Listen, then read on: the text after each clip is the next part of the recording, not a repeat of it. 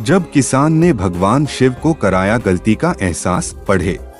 कई बार हम परिस्थितियों के कारण या फिर भावनाओं में बहकर कुछ ऐसे फैसले कर देते हैं जिससे हमारा कर्म प्रभावित होता है। आपको कर्म क्यों करना चाहिए? पढ़े भगवान शिव और किसान की कथा। भगवान श्री कृष्ण ने कहा है कि कर्म करो। हम सभी व्यक्ति को अपना काम बड़ी निष्ठा और निस्वार्थ भावना से करनी चाहिए। गीता में भी भगवान श्री कृष्ण ने कहा है कि कर्म करो, लेकिन फल की चिंता मत करो, क्योंकि कर्म करना ही व्यक्ति के अधिकार में है, उसका फल नहीं।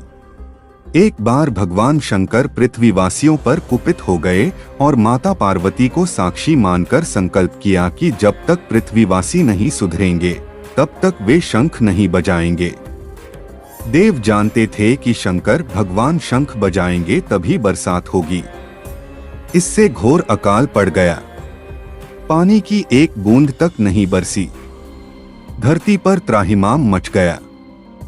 भोलेनाथ व पार्वती बदले हुए वेश में आकाश से नीचे उतरे और उससे कहा, अरे भाई, तू क्यों बेकार कष्ट उठा रहा है?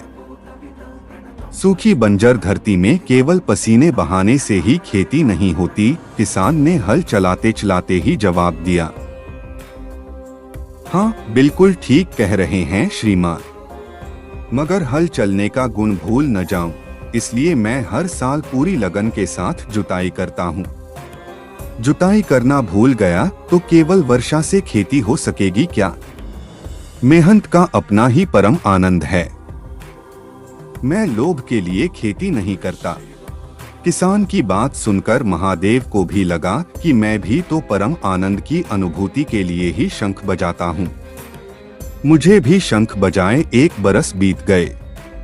कहीं शंख बजाना भूल तो नहीं गया। उन्होंने तुरंत अपनी झोली से शंख निकला और जोर से फूंका। चारों ओर बादल की घटाएं घुमड़ पड़ी।